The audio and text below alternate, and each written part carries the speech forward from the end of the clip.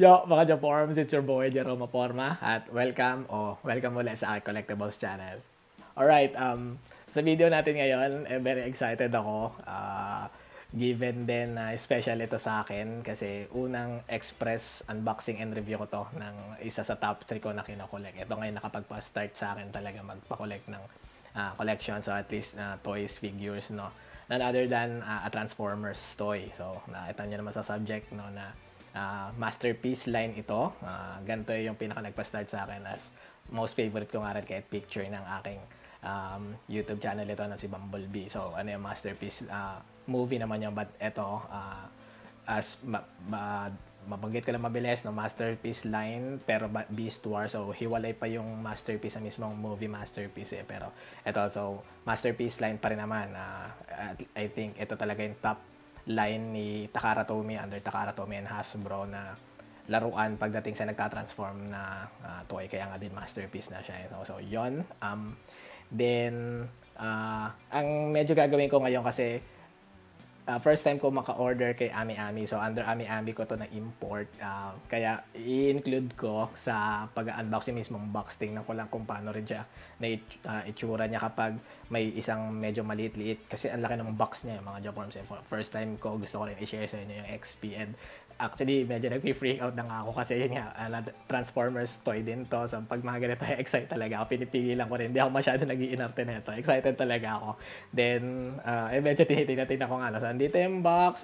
Isama natin yung unboxing muna ng package ni Ami Ami din. Tapos, para ay makita nga ma-share ko. At least, nare-record ko rin anong itsura ng box. Tapos, nang hindi pinipicture man lang. Tapos, dire-diretso tayo sa pag-unbox din ng toy. So, wala nang cut-cut, no? So, simulan na natin yung pag-unbox. So, naka-ready sa akin dito yung package.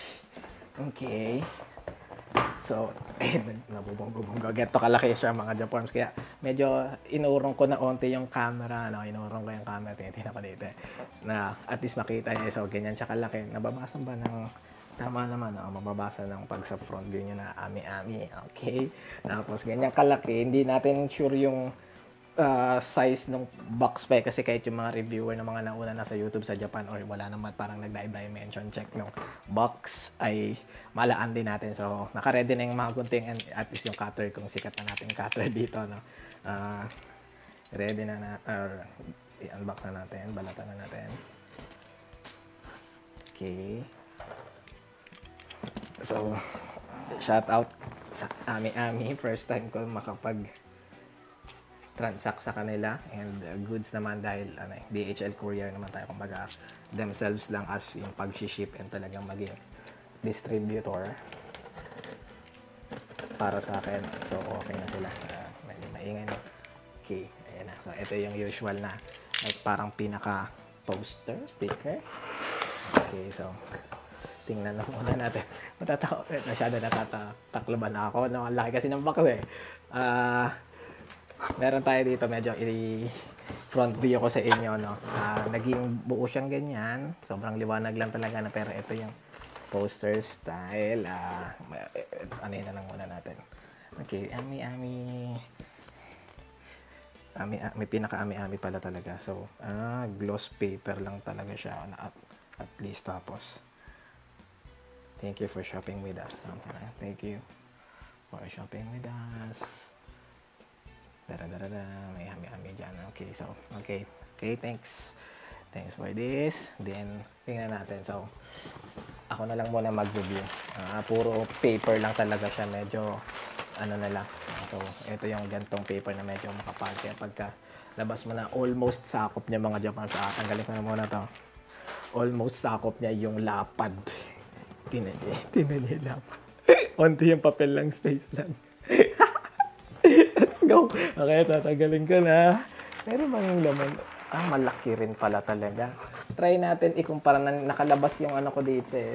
Ang dami nga naman natin Transformers dito sa likod na, pero parang siguro kahit ikumpara natin kay yung bagong kuha ko rin recently lang na MPM6. So, na Ironhide. So,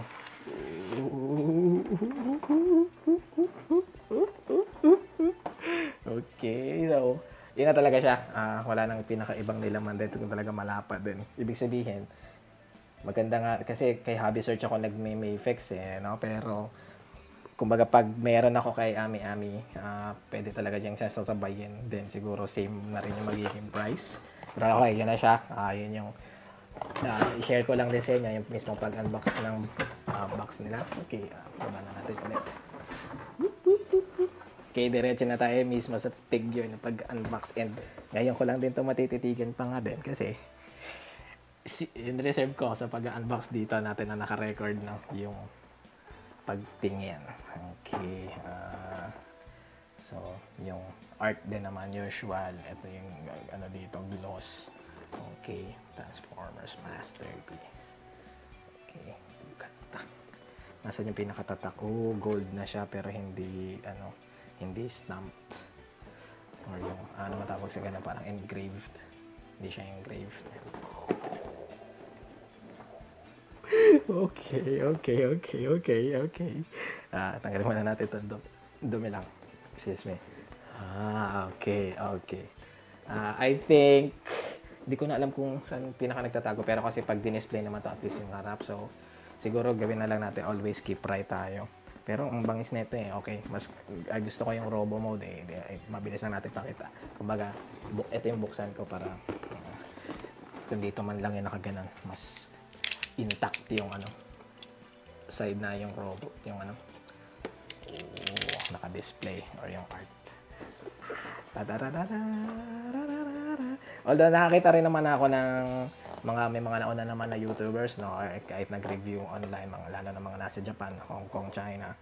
Alam na natin na kapag binuksan to, ang nasa clamshell ay naka beast mode siya or yung untransformed na robot or naka-transform dun sa dito nga kasi hayop, animal, beast.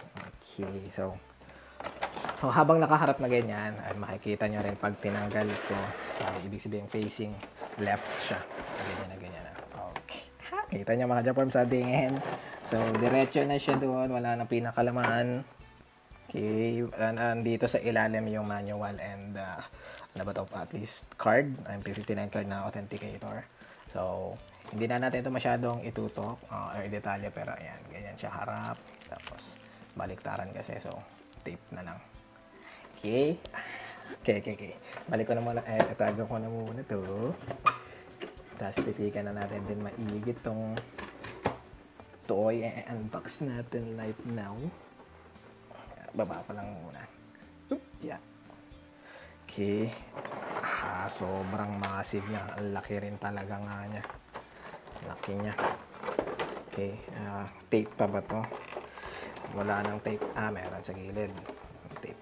Tape ng at least sa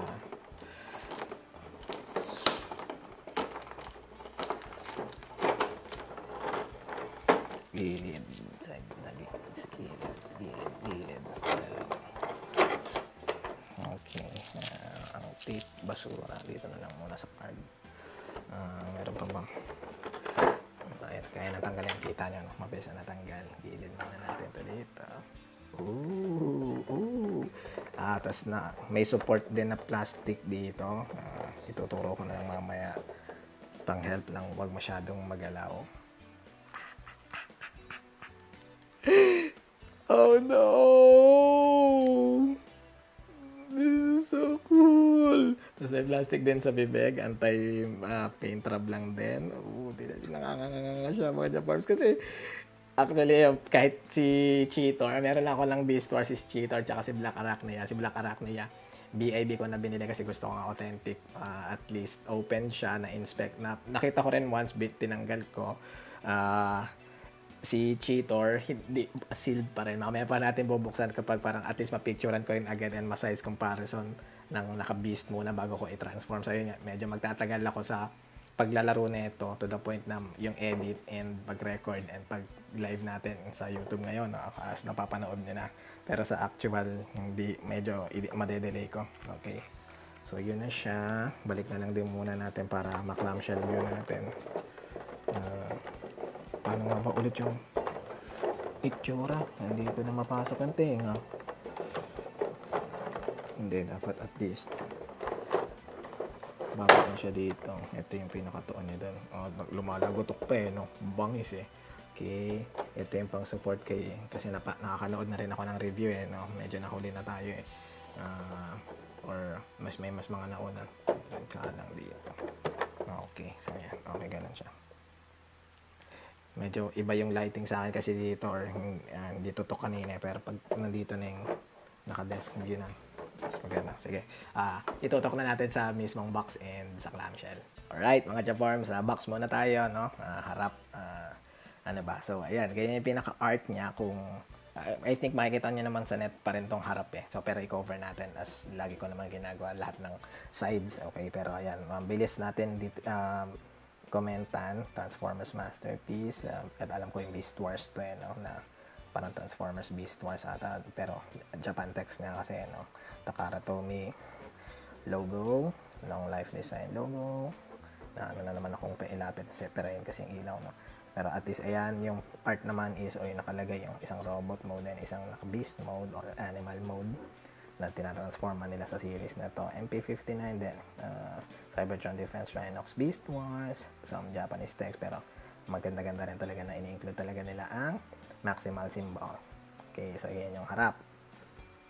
Then taas, dire-diretso na. Sa taas yan. Usual naman, pero tagos dito yung ano, yung art ng kanya niya, at least pati kahit itong isang part. Ayan, abot siya dito. Then, ito Takara Tomy logo na naman. Parang nababanggit na ba Hasbro ata kanina, no?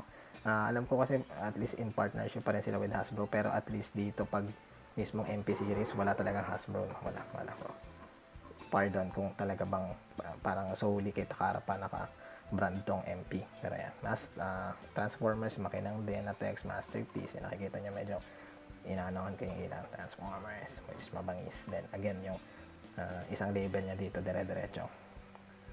Okay, baba. Yung sa baba naman, ito yung at least yung banggit ko kanina na tinignan ko, parang sabi ko yung hindi selyado. Pero ayan, sa kabuuan, ganyan siya. Then ayun lang yung ano ba, parang pinakatawag pa rin dito.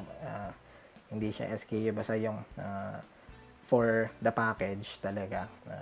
Ito yung pinaka-authenticator niya kapag Origo Authentic yung copy mo ng package mo. So, sa kanya C2824 na goldish text or pagka-print niya, yung kulay niya. Then, hindi na siya kasi meron ang sure ako kahit meron akong MP na Megatron, kung hindi 36 yun eh. Lubog yung mga yun eh. Or kahit si Tarantulas na itong Beast Wars, mga lubog sila eh. Karamihan, ewan ko baka yung mga recent nga ngayon. Hindi naman kasi ako nagko-complete, so hindi ko alam kapag recent na, baka iba na. Pero yan, hindi siya lubog yung parang tinatak. Pero, maganda pa rin naman, kumbaga baka kung magawan man siya ng bootleg KO, baka iba yung text, pero ito at least yung pag sa orig. Okay, then diretso na natin, tas yung kaliwang side, ito yung pinagbuksan natin, tinanggalan natin ng seal. So, ganyan siya, Takara Tomy na Robo mode siya, Beast mode siya, Animal mode siya. Then kanan yung naka-Robo mode, and ito yung ginawa natin at least intact pa rin. So, yan sa inyo. So, yan, ang ganda. So, babais. Right? Ganda. Likod na. So, sa likod, komenta na lang din natin ng mabilis-bilis or maganda kahit mabilis. So, ganyan sa kaliwa, anayin ko lang ilaw. So, lahat naman ata to official pics, hindi ako sure. Well, for this, parang kumbaga in-edit dito. Pero hindi nilabas as ganito. Ito, syempre, edit na rin. Pero yan, at least yung ganyang view yun naman nasa harap, no? Ito dito lang talaga sa mismong laruan na sa box. Ito, hindi ko lang alam. Baka fina-flash play din sa mismong parang trailer. Pero, alam kong official pics pumasok. Syempre, itong tatlo na naka-Robo mode, at least top 3 ng Maximals Beast Wars, pati syempre ito, tapos yung nakasakay si Optimus sa kanya, primal na naka animal mode and beast mode. Okay, so ganyan siya. Dito sa taas lang din, natin yung ilaw, pero yan yung overall. Okay, I just decided din pala na i-cover yung NX ko na, so tanggalin natin, wala, dire-diretso na tayo na at least papakita rin kahit selyado yung manual. Pero ayan, pakita na lang din natin. So, ganyan yung manual niya na may pinaka-card. Iwasan na lang natin yung ilaw para hindi masakit sa mata niya. Test natin. Ayan, ganyan siya. silyado ganyan, tapos sa likod basta ano na lang, parang babaliktad siya. Pero ganito yung pagkatupi niya. Ayan, share ko lang mabilis. Then, ayan, so yung mismong ano tayo, figurine na nasa shell pa. Okay, ito siya sa clamshell, mga Japorms. Isang input shell ka siguro. Yung sa akin, parang ewan ko na UP na tumaigi to the point. Ayun, kumbaga, pag nagkaya siya, ayun, medyo lubog na. Ay, doon. Pero okay lang din naman yan. Shell na lang naman tayo share ko. Pero yung dito sa side na to, medyo, kumbaga, mas okay siya. Hindi UP. Pero yan. Okay. Natin. So, komentan lang din natin to. You're sure kung ginagawa. So, yung pinaka-figure. Ito yung binabanggit ka na may pinaka-plastic yan dito. Suporta lang din. Parang kay Luffy. Kasi binalatan din natin yan. Recently lang. Pang tuon lang doon. Pero ayan. Hindi ko din alam talaga effect na to. Ito kasi share ko lang din. Hindi ako masyadong nakasunod and talagang nanonood ng ng series eh. Alam ko nasa channel to lang dito natin dati, di ba? Tas at least nakakapanood ako pero kumbaga bungi-bungi lang siya. So hindi ko alam yung pinaka-effect na ito or story na ito, bakit may ganito, ano ba tong parang energon or what. Pero at least ito gets ko, syempre may pinaka Gatling gun siya. Yan, alam ko yan. Tapos yun nga yung ito rin another type ng barrel. Tapos may Maximals rin pala doon, may Maximals logo. Tapos hindi ko rin sure ano ba yung parang by default, bakit ano ba yung kinaiba nito. Check na lang din natin at least mamaya kapag nalaro ko na. Tapos ito yung pinang-mount para kay Optimus Primal na naka beast mode or gorilla mode yung animal niya. So yan, ganyan lang naman siya dito. Wala namang iba nang nakalagay sa medyo hollow lang to, mas malaki nakikita niyo, parang may umbok siya, I don't know para sa inyo ganyan. Kumbaga tuon siguro siya kapag ayun, tuon pala siya. Ano siya, sabit na sabit niyo, kumbaga sasaya dyan sa platform na pero ayan siya. Baliktaran lang natin ng mabilis. Tapos pakita natin. Ganito. Okay. Ayan, ulit mga Japorms, habang nakaharap or basta yung front view na ganyan, medyo inayos ko na iba sa ilaw. Kumbaga, check lang ulit. Pwede yung screenshot dyan. Okay. Bago tayo sa mismong figure review, in details and all, ano na ako yung check natin yung dimensions ng box para lang din tulong kung sino man nangangailangan ng ganun checking. Okay, tapos kumpara nga natin sa nabanggit ko kanina kay MPM6. Okay, mabilis na lang mga Japorms, or baka hindi ko na rin maayos yung ilaw-ilaw dito, banggitin ko na lang o baka gawan ko ng label. Pero ayan, okay. Sa haba, ano siya, almost 14 inches. So ito yung 14, nakikita nyo ngayon yung marka. So lampas isang talampakan sa haba. Okay, sa tangkad, dire-diretsoin na natin, 0.1, ano naman siya, 8 inches naman. Okay, ito yung kung nakikita nyo pa, baka at least nabasa na ako dito sa screen na maliit, parang kita pa 8, no? So almost sakto talaga siya, kasi ano lang naman to, kumbaga makapal na lang, pero sa tangkad niya 8 inches. Okay, so 14 by 8 sa haba at tangkad. Sa mismong lapad, tingnan natin yung kapal niya. I mean, kapal. Yung kapal niya almost mag 6 inch siya. So, ayan. At least nakikita nyo pa rin, para sorry yung ganitong view. Pero, sobrang maliwanag naman. Tutok na lang pala natin. Ayan. Ay, sakto pa lang 5.5. Tama ba? Nasa saktong 5.5 inch. So, ayan siya. Ayan yung kapal niya. Kung walang mismong ruler na lang, or kahit kumbaga, hindi na natin i-check si Ironhide, kahit pa paano natin. Kukunin ko lang din ngayon. Wait. Ayan mga Japorms, sorry sa unnecessary cut. Di ko alam kung saan kayo papasok. Pero medyo mali kasi yung pagkagawa ko ng screening eh. Pero ayan, at least ganyan siya with ngayon kay Ironhide, no.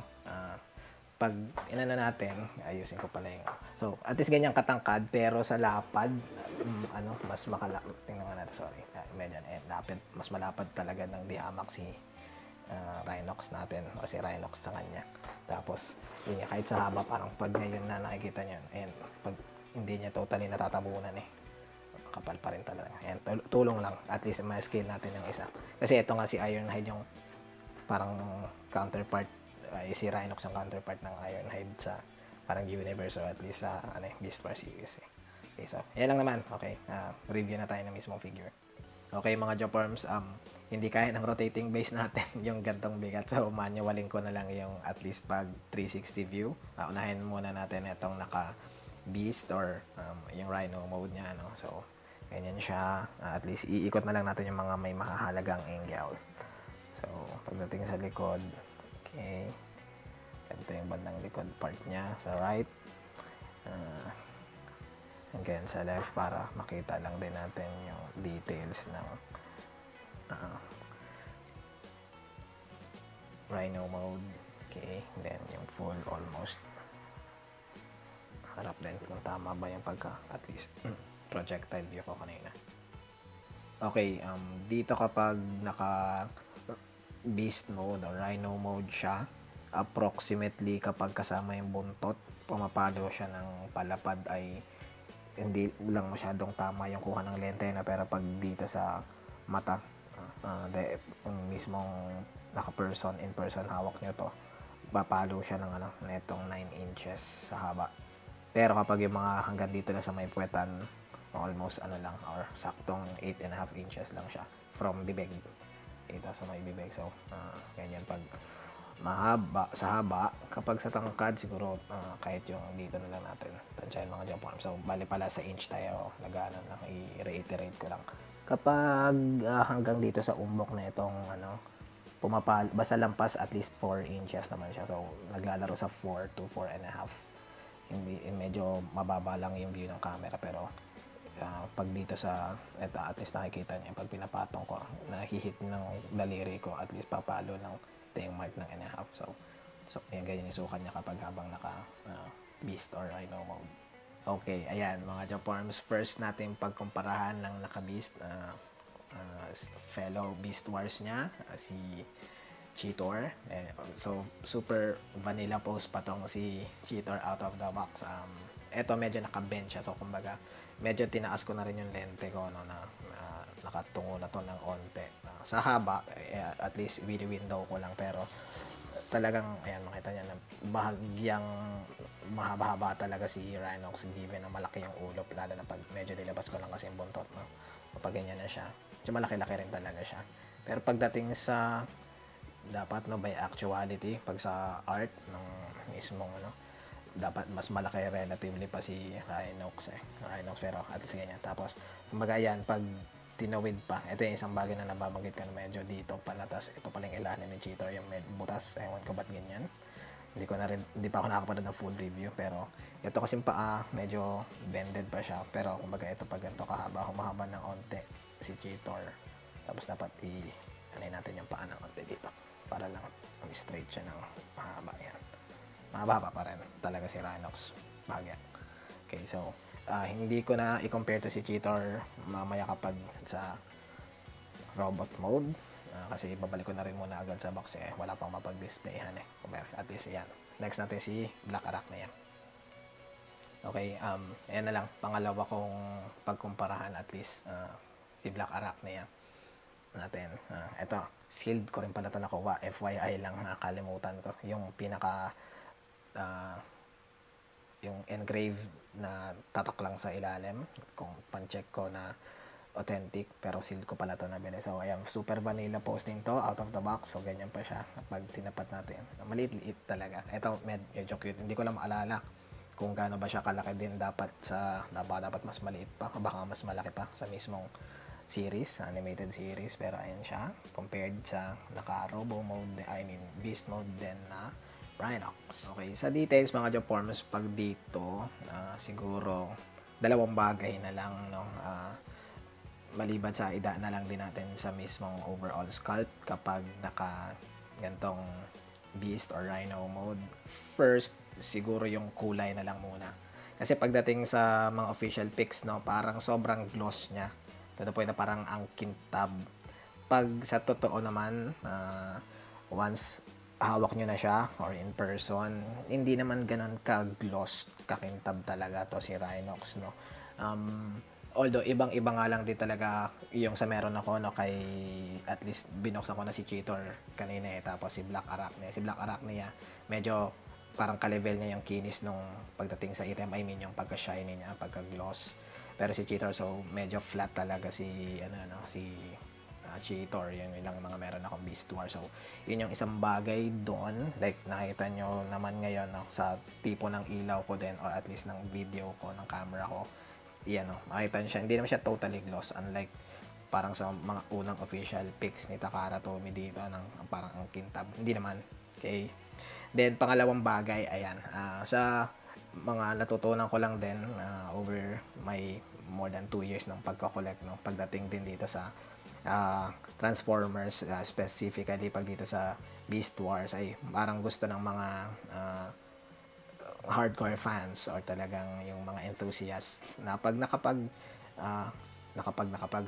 kapag naka beast mode, okay, animal mode, ay yung pagdating at least sa ilalim, at least covered talaga, or by aesthetics, I mean, yun yung pinakagusto ng collectors and ng enthusiasts. No? So, pagdating dito kay Rhinox, makita nyo naman na pag sa harap din talaga, or yung pinakakitang view, diba yun, binaano nga natin, okay naman no? And lalong-lalo na pag inilalim na natin. Kasi yung mga nakaraang, at least mga recent, o lalo na umpisang figures, ay pagdating sa ilalim ng Megatron, at ang pinakaalam ko, tama ba, si Dinobot and Megatron, parang maraming dismayado na hindi masyadong covered yung robot, mga na parts, or parang pag naka gantong beast mode, kitang-kita. Pagdating dito, may silip onti, at least nakikita nyo. Actually, ito so vanilla ko pa yung pagka-unbox ko kanina. So, inuuna ko i-cover ng, hindi ko na muna tina-transform, pero at least yan, hindi ko pa nagalaw. Medyo silip yung ulo, silip yung green. Nakikita nyo may green-green, diba? Sa kamay. Pero yan na siya, at least almost 90 to 95% tago. To the point na yung aesthetics na gusto nga ng mga fans kapag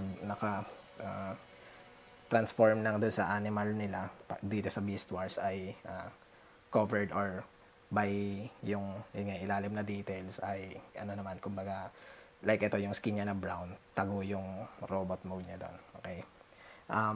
Tama na, dalawa lang naman yung nabanggit ko. Siguro banggitin ko na lang din yung pag nakikita nyo, parang medyo may kinalaman na sa articulation, although banditin ko na lang din dito sa details. Hindi siya totally pantay. Ewan ko, alam ko tong lamesa ko naman at least pantay pa rin. Pero kaya medyo tinuon ko na siya, kasi kung pag yung mismong vanilla pose or nakasagad, magra-rock siya. So hindi siya totally intended na parang flat na flat, kasi kahit galawin na natin tong paa na parang bitin, wala, nasabi talaga siya mga Japorms. Sa articulation, daanan ko na lang din ngayon. Kaya siyang itupi ng ganon. Ewan ko lang kung part talaga ng pagiging robo niya yon. Pero ayun, hindi siya totally sumasabit. Kumbaga kahit yung pinakasagad, medyo magra-rock ng onte. Yun lang naman, para sa mga baka nag-check or mahalaga yung part na yun sa inyo. Pero yan, daanan ko lang din dito sa review habang naka animal or yung beast na ito, si Rhinox. Okay, articulation habang naka animal beast mode. Unahin ko siguro ibibig na sa nakita nyo kanina, at least ginagalaw ko sa pag-unbox, by mismong point of articulation, almost kaya niyang i-180. So sagad-sagad na, kumbaga, basta at least ganyang bayagan, onti na lang yung kumbaga medyo tutuwid na siya doon, sa bibig. Okay, so yan siya. So, daanan na lang din natin yung sculpting yan dito. Okay, ganyan. So, ito yung design naman, kulay, design. Okay. Sa tenga, ito rin pala, dapat pala banggitin ko to at least sa details or highlights. Okay, pero yung ball jointed siya, okay, mga Japorms, to the point na parang up-down na lang yung magagawa, pero at least may kayang mag-circular points, pero very minimal na lang. Ang pinaka sagad niya talaga or maximized point of articulation niya is itupi ng ganon. Okay, kasi pagdating din pala habang isa sa clamshell, medyo etong kaliwa, yung kaliwa medyo mabibend na ganon, kasi yung plastic na parang may una na plastic doon, mas malapad parang palapad siya to the point na dapat talaga kahit ito ipapark nagmanagayan yun, parang nakita nyo kanina parang tumunog, actually natanggal yung tenga pala nun, ewan ko, pero kumbaga habang sinisil nyo siya, hindi ko na lang or ibabalik sa shell, hindi ko na i-demo, medyo tupi siyang ganun, okay, which ang nangyari, so nung natanggal no, napansin ko sobrang fragile pala na itong pagkagawa sa tenga na to mga Japanese both. So, habang binabalik ko siya kanina, parang buti magaan-gaan yung kamay ko. At least may XP na ako pagdidil ng plastic, no? Pag nakita niya, ayun, parang malambot siya. Ayun, ang lambot, diba? Medyo, alam ko, nagagalaw naman siya as articulation ng ball joint. Pero, ingat na lang kayo. Sa mga mabibigat kamay, huwag nyo masyadong galawin na lang to. Else, baka mabali talaga. Sayang naman, masterpiece pa naman to. Hindi natin masyadong afford, although, may mga kilala naman na tayo sa Toycom na kayang magdikit lang kung gantong parang para mapatigas lang dumikit yung joint na to, pero ingat na lang, kaya ako nag-iingat na ako galawin siya, pero yun yung tenga. Okay, so input lang yun. Sa dalawang front na paa, so sagad na yan ng ganyan, okay, tapos at least kaya lang ding magalaw ng ganoon. Kita nyo naman, so maliwanag naman nata yung pinaka kita or yung point dito, pero sa details na lang. So ganyan siya, may yan na yung pinaka, sorry, ayan wala ko, ito na yung mismong joint niya, yan kung paano siya naka-design para matupi. So hanggang ganun lang. Ito so, sa paa na, sa dalawang likod na paa, so makikita nyo dito kung paano siya hinge. So kaya siyang at least ma-move ng pag ganyan kapag paharap. Tas so parang ito naman kayang almost diretso, no? I don't know, baka may kinalaman rin niya sa pag-transform sa robot. Pero ganito naman siya pagpatalikod. So, yun nga, parang kapag tinaas ko na kasing camera, no, basta at least by default, medyo talagang ile-level mo na siya para pumantay. Okay? So, yun, na second to the last yun. Last na ata pag tama na, wala naman nagagalaw kasing sungay, hindi na nagagalaw yung mata. Hindi ko alam, hindi pa ako nagtitingin sa manual, diretso na ako Hindi ko pa nga natatransform, no? Inuna ko na munang iyan na to, pero I think static lang yung mata. Ganyan na siya. Almost parang pag naka-side view, lagi rin nakatingin sa'yo. Ganda nga ng pagkagawa So, intended din talaga siya na parang medyo side view, projectile view, ganyan. Wala pa, diagonal. Pero, ayan. Okay. Then, last na yung buntot. So, buntot, pag out of the shell, ito, all vanilla pose pa siya. Straight, baba lang siya. So, sagad na yan. Okay, sagad na. Yung taas lang is, kaya niyang bend until hanggang ganyang level, which is very cool naman din. So yun yung mga articulation kapag naka rhino, beast, or animal mode siya. Yan, na-transform na natin mga Japorms. Inaabot ako, update lang, inaabot ako ng lampas 40 minutes, lampas kahit 50 pa ata. Kalawang na ako huling transform ko si MPM3 na matagal-tagal na, no? So medyo challenge ako, pero enjoy naman siya. And ano talaga to, sa mga makikita nyo rin sa reviews, legit masterpiece talaga to. Shout out din kay Touch Toys, yung sa Japan YouTube na yun yung pinaka naging guide ko sa pagta-transform, mas mabilis kesa so hindi tayo nag-manual, yung manual natin, no, selyado pa. Okay, so ngayon ano lang, i-rotate lang muna natin ng naka-robo mode na. So, yan naman siya pag nakaharap, matagal-tagal yun na naman siguro na sila yan, no? Siguro pag tagilid lang onte, ganyan. Okay, sobrang laki rin pala ni Rhinox, no? Hindi ko na kaya ng camera na tutok sa covered lahat ng ating backdrop, pero ganyan na lang muna pag sa gantong portion, yung natin i-rotate. Okay, so, at least ganito. Ayan.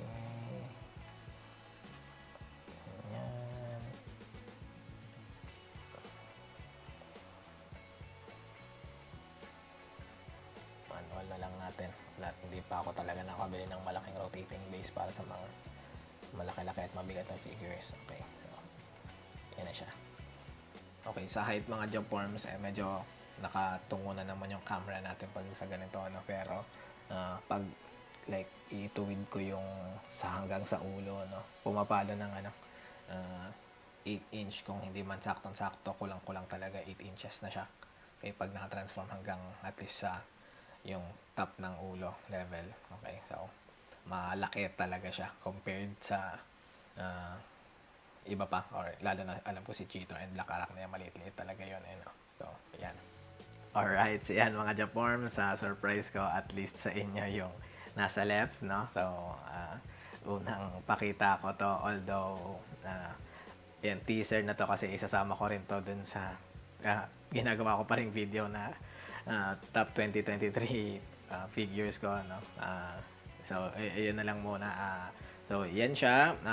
Sa kaliwa, MP48 Plus. So, masterpiece din ito. Amber na Leo Prime. Then, on the right, siguro mas familiar kayo dahil mas sikat to. MPM6 Ironhide, no? So, movie masterpiece naman. So, at least ito yung ipagkumparahan ko. Pag nakita, at least nakatungo na naman pa rin tong onti yung camera ko na, pero mas bahagya na lang. Pero, pag si Leo Prime talaga, hanggang balikat lang siya. Yung ulo niya hanggang balikat na lang talaga ni Rhinox. Mas malaki talaga si Rhinox ng bahagya. Although kasi, ewan ko, kumbaga, hindi na nila kuha yung scaling na ito. Pero, hindi rin kasi totally Beast Wars. Nasa series ito si Leo Prime. So, kumbaga, yung scaling niya, hindi na lang tinapat na mismo dito sa mga totoong Beast Wars na yung series mismo na kuhaan na itong at least ni Rhinox, no? Pero pagdating kay MPM6, mas matangkad pa, bahagya malaki talaga kasi ulo lang ni Ironhide, no? Pero dahil nga din parang tusok-tusok yung ulo, doon siya tumangkad. Pero pag like balikat level hanggang sa curve ng ulo, dapat pantay naman. So yan na lang muna pag-checka natin ng height kapag naka-robot.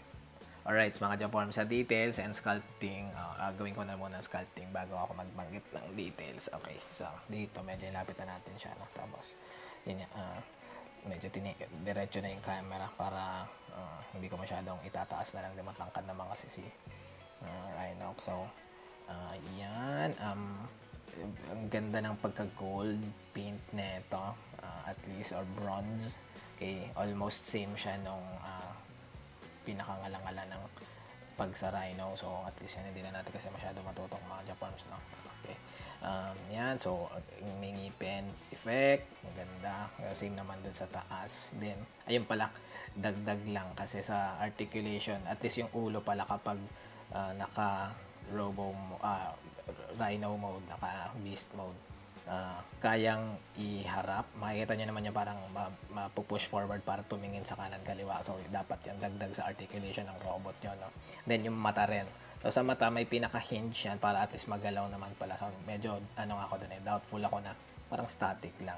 So, to the point na kapag naka-transform siya, ayan, yung pinaka-pupil ata lang dito sa may down part na to habang nakaganito. Kaya, mangyayari, intended talaga siya na walang pupil, magiging puti.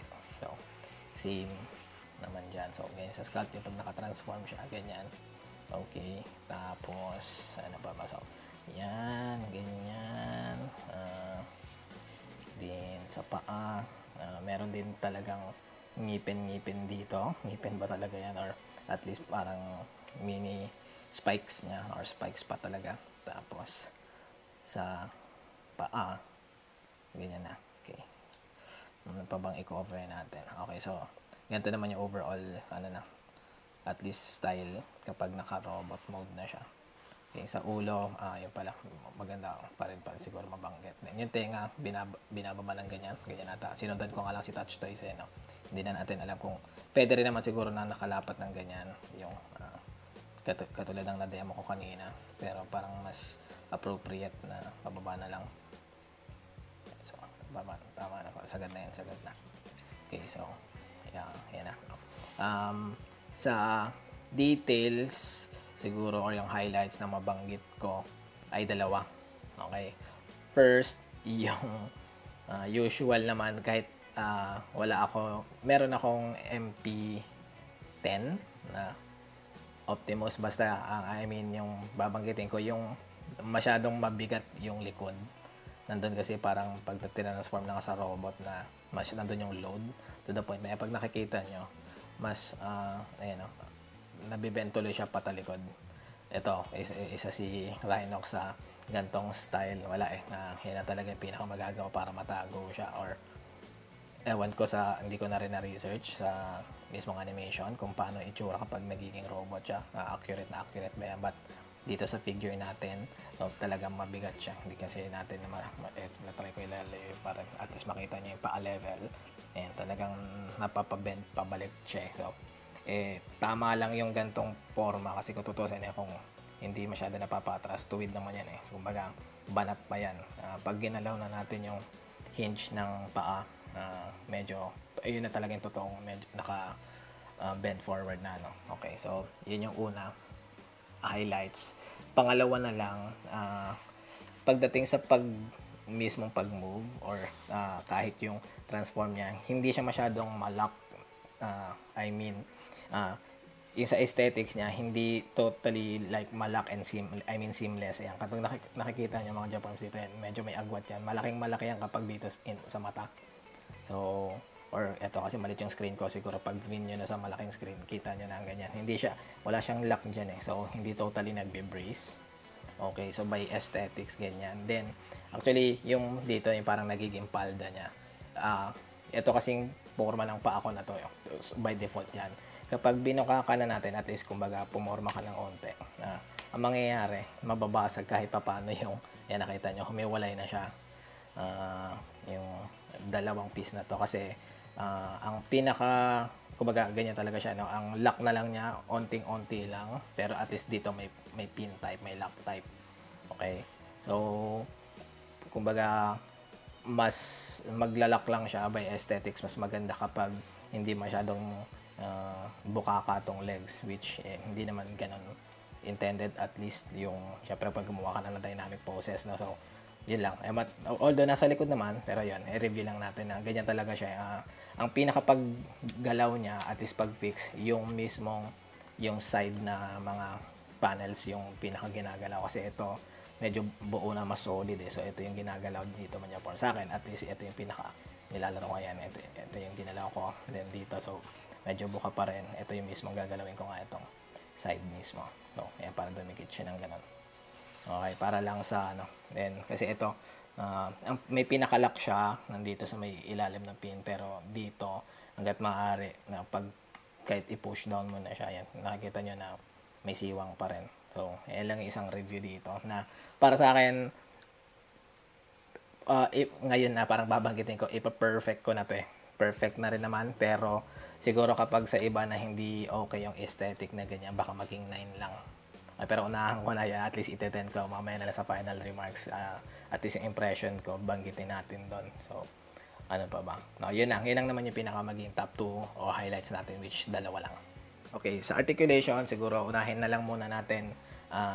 Usual na lang naman to kasi lalo na kung mismong masterpiece collectors kayo, more on yung limbs lang nagagalaw talaga. I mean, by kamay, paa, no? Sa ulo, ito medyo parang pag sa mata, diretso ngayon, medyo naka-bent sa kaliwa natin, kumbaga kanan niya. Ewan ko parang pag mas nakaganon na konti, hindi ko na matagal ng ganun eh. Pero, onting-onti lang naman, although pag sa akin, medyo nababahala ako ng onti or may aesthetics na ako, at least mapantay ako eh. So, medyo yun, nakaganon. Ewan ko kung nagagalaw pa ba, pero wala na eh. Yung mismong bent kanan kaliwa niya hindi pala nagagawa dito. So, tingala at ano lang, tungo. No, at least tingala, tungo. Tapos, 360 pa rin naman yung pinakaikot na ito. I-detail ko, ngayon ko palang sinisilip yung ilalim. Pero yan, sa 360 naman. Okay. Kayang-kaya naman. Okay. Sa mga kamay, pag sa kamay, bale ito, mga jump arms hinged. Okay. Gawin na lang natin. Ano ba yung pinakasagad niya? Ngayon ko lang ito try din. Okay. Hinge siya. Almost ano na lang. Kaya lang talaga 90 degree. Kapag ito medyo ganun. Medyo mas mataas yung nasa kanan. Sorry. Napapatingin lang ako sa mismo figure pa. Ganyan na lang. Okay. Although, ito naman napipihit din. Okay. So, sa mga familiar naman or meron talagang before na masterpiece yan, magandang joints na lumalagotok. So, lumalagotok joints, ayan, bumitaw na siya. Okay, banggitin na lang natin na bumitaw na rin naman. Ito yung pinaka-pin yan eh, ayan dito. Okay, so, Yan, makita nyo, hindi rin masyadong sikip yung mga pins nito to the point na ayun nga, hindi siya masyadong maglalak pag nilaro. Medyo bibitaw-bitaw yung locks niya. Okay, hindi katulad pag sa KB na meron ako hindi naman ganitong level na parang mabilis bumitaw-bitaw yung locks, malakas yung locks nun so at least ganun na lang. So kayang pihitin. Tingnan na lang natin kung ito syempre 360 pala to, kaya 360 no. Okay, hindi na natin i-demo yung kanan niya. Okay, ito medyo maganda, although alam ko ganito rin na yung reviews, kahit si AB unahin ko muna yung daliri. Sa daliri mga Japorms, balihin lalaki, kayang galawin. Ang pinaka points of articulation dito dalawa. Sorry. Ito hinge tong part na to hanggang sa may parang pasimula ng daliri talaga. Tama ba? Ay, sorry. Malinaw ba? Hinge dito. Anin na natin yung ilaw pala. Then, tama ba? Yun lang. Pag sa lalaki, isang hinge lang. Okay? Then, almost same pa rin talaga sa like kay Bumblebee na yung hintuturo, yun yung hiwalay, pero yung sumunod na dalawa, magkasama na. So, ganun pa rin siya dito pagdating kay Rhinox. Pero sa articulation niya, dalawa yung hinge na niya. So, meron dito, kayang magalaw to. Then, pangalawa na lang din to. Same na dun sa dalawang daliri, alam ko. So, ito, point of articulation yung dalawang bola na yon. So, hinge din yan, pati ito. To the point na kapag close fist, ganyan, sa thumb, tapos, tingnan natin, kayang-kaya naman isara maigi, lalo na kapag, siguro, huwag natin iharang yung thumb, kaya niyang, ganyan. Okay, hindi na natin i-demo yung kaliwang kamay, nasa kanan natin, same naman yan, syempre, symmetrical naman yung pinaka-design yan. Then, yun na lang, etong, sa pagta-transform kasi, pag nakita niyo tong cut na to, so ito yung pinaka napipihit dyan, nababaliktad yan, hindi na lang natin gawin, masyado matigas mga Japanese, matigas siya. Then, yung mismo na lang pagdating sa leg, or leg pa rin talaga na yun, kayang siguro, i-demo ko po ba na masyadong sagad, basta familiar na naman din kayo niyan. At least ito, medyo bukakang-bukang alat to. Okay, then, tas lago to, kaya naman din iharap abante pa na lumalago to. Okay, tapos medyo hindi ko na lang muna baba natin maigi para kaya pa siyang itayo. Then yung knee na lang lumalago to ng onti, then mas maganda pala talaga yung so at least sagad na nga ba to, kaya pa rin naman dapat, pero maharangan na nung parang nagiging palda niya. So yun naman siya. Okay, siguro last din pala, yung sa paa, kayang pihitin yung ito. Wala siyang pinaka-lock. So, pag-suporta na lang, nagiging brace na lang talaga niya pag tumatayo. Yan to. Search na lang. Yun pala, hindi na nga tayo magko-cover ng transform na part.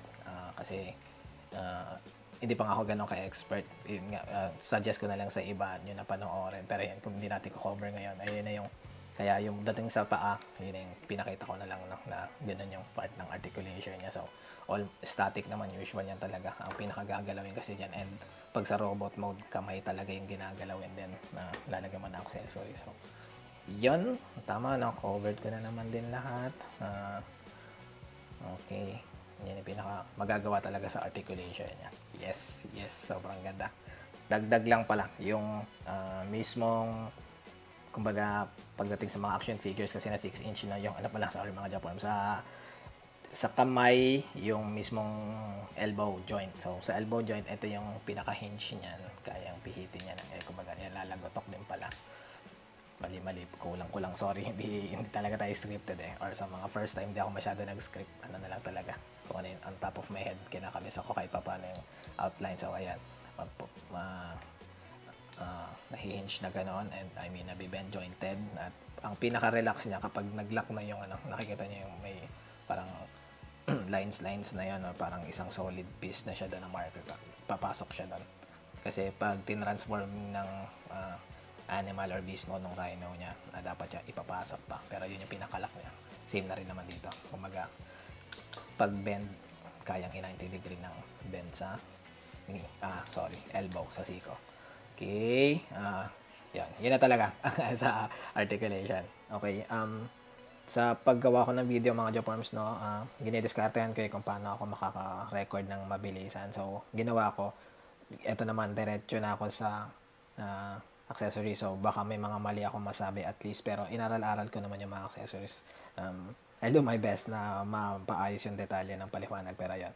So, unahin natin to from kanan to kaliwa kung balikan nyo yung sa shell. So, hindi rin talaga ako, yun nga, nabanggit ko na tutok sa series and alam yung mga mahalagang part, pero I mean, I don't know what this is, hindi ko sure, pero basta mukhang ano ba to, like Energon something, or basta mahalagang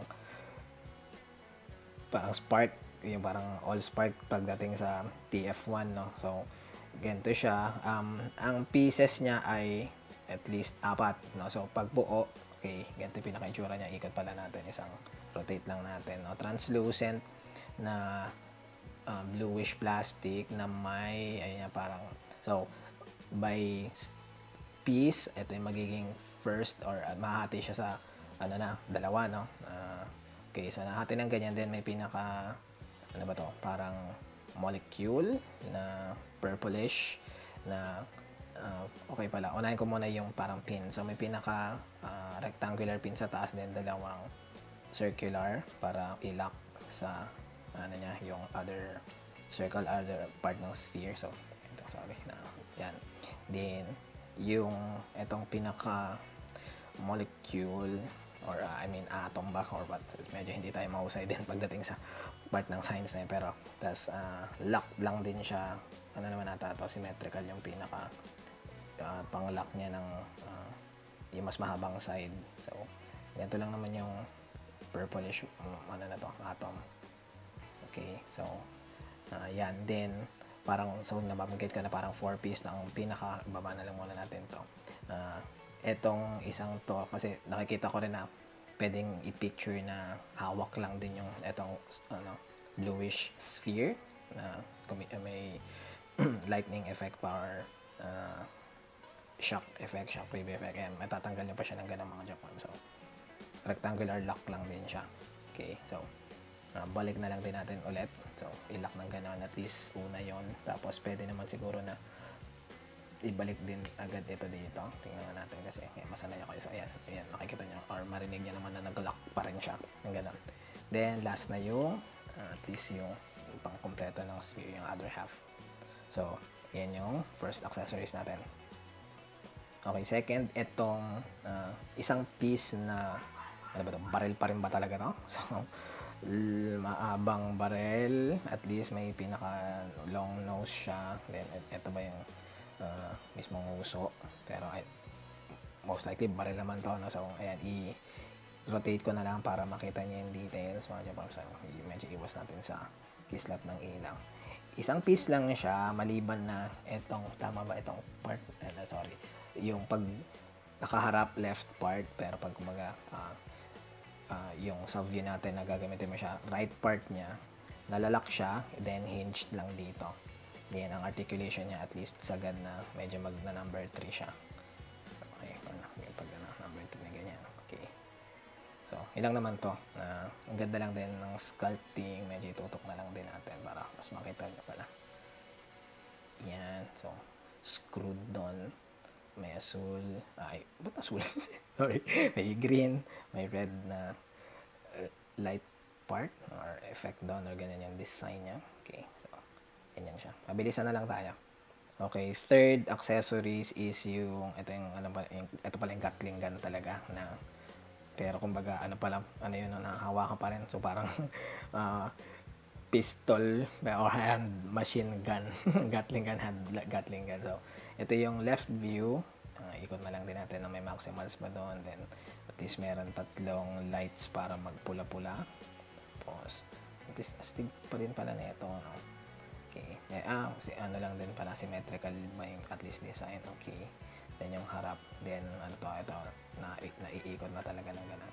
So makita nyo rin naman sa art, papansin nyo dapat dalawa yung ganito. Ibig sabihin, hindi ko pa kasi natatransform, no, si Rhinox. So yung isang gantong at least barrel, pares, hindi ko kung pares ba na ganito talaga, at least yung ito ay nasa loob within nasa figure mismo. So habang naka beast mode siya, kayang matago to. So pero at least ito daanan natin ng ito yung pinaka accessories. Okay, second to the last, another face plate lang. I think parang mas galit lang to, so medyo naka-squint or parang pikit pa ng onti to. I don't know, hindi ko pa nga rin na-check na, so at least meron din dalawa pang Maximals logo sa taas niya. Baka parang ano ba to, mas galit or what? Ay, kumbaga parang ano nga siya, parang game face. Mayroon din bang sculpting, check na lang din natin mamaya. Pero ayan siya din. Medyo natuto ko na naman ang likod na rin. First time ko lang din masisilip ba. Ayan, pang lock lang talaga nandun. So, nothing great, talagang pang faceplate lang to. Katulad lang din naman ng mga usual na lahat na rin naman natin ng Beast Wars. So, at least nakita ko nga kanina si Black Arachne at saka si Cheetor na may extra faceplates na ganito. Okay, last na yung pang mount na lang ni Optimus Primal kapag naka Beast din siya or Gorilla mode. So, ang ganyan lang naman. Daanan na lang natin ng mabilis. Hindi ko rin madidemo to kung paano sa akin ni Optimus kasi wala pa nga tayong Optimus, no? Sana in the future makakuha din naman tayo, or at least basta sa ano ko, talang buhay ko, gusto ko pa rin naman makompleto at least lahat ng Beast Wars, hindi lang yung parang variant ni Cheetor, basta kuha rin tayo ng dito ko nabanggitin, at least gusto ko pa rin ng Optimus, yung default na unang-una, tapos syempre Megatron, Dinobot, then yun na lang may pinakakulang ko, tsaka Tigatron. So sana makompleto natin yan, and para makagawa rin ako in the future, sa future ng picture na nakasakay si Optimus yung intended para dito. So, sorry. So yun na, dito ko natapusin yung accessories. Okay, ano naman yung pinaka dapat susunod kong format. Final remarks na. Sige, final remarks na tayo. Alright, sa dulo na tayo mga Japorms. Once again, Masterpiece 59, MP-59 Rhinox na Transformers, Takara Tomy. So, under Beast Wars na series ito, no? Ito, another habol na lang pala talaga dapat sa details at least. So, yung tama naman tayo dun sa canyon na yung Gatling gun na handgun pa rin na nasa loob siya ng figure. So, dalawa naman talaga yung etong gantong baril. Liwinawan natin onti dito. Okay, ang kinaiba lang, okay, nakatago siya sa may mismong belly part, tapos kaya siyang ilak dito. Ibig sabihin, ito ay natutupi yung sa may bandang hawakan. Kumbaga, kaya bubuksan mo siyang gano'n, then ilalak mo ng ganito. Unlike yung nasa accessories na nandun sa clamshell, ay walang movement ng ganito, hindi siya hinged, kaya static lang talaga. Ibig sabihin, kapag i-store mo rin talaga ito, at least kapag kayang i-store to habang naka animal mode o kaya naka beast mode niya, which is yung Rhino, no? So, yan, dagdag natin, pero yan, umiikot din naman, as makita nyo naman siguro rin sa ibang YouTuber, pero same na same yung design, maliban lang talaga na natutupi ito. Okay, which very cool. Kaya pagdating sa overall, no, given na ito na yung pinaka-latest na figure sa series ng Beast Wars, napakatalino ng pagkagawa nila, and yun sa makikita nyo nga na nabanggit ko kanina, makikita nyo kahit sa reviews ng iba na pagdating nga sa Beast Wars na masterpiece, totoong masterpiece siya. Sa iba daw na mga G1 figures, so medyo pumapangit daw yung iba, pero dito kay Rhinox, ang ganda talaga. Tapos yun nga, yung ginawa pa nilang mga accessories ay so cool. Kaya ayun, kung rating lang sa akin talaga, I will rate this na 10 out of 10. Enjoy talaga gawin, tapos massive, kumbaga sa presyo niya pantay naman, fair lang talaga na ganito yung price point niya. And ano pa ba, given nga na yung pag naka animal mode na siya, naka beast mode siya, yan, dito nagawa na at least ni Takara na almost tago na rin talaga lahat. Kumbaga walang silip yung robot mode, kapag nakatransform sa animal niya, which yung kumbaga hangga't maaari totoo din sa series kung paano totoong kumbaga seamless na animal form yung pag nakatransform sila sa beast or kung anumang animal nila. So yun, ito yung nagpaganda dito, kaya bigyan natin to ng perfect talagang score, okay, or ng rating.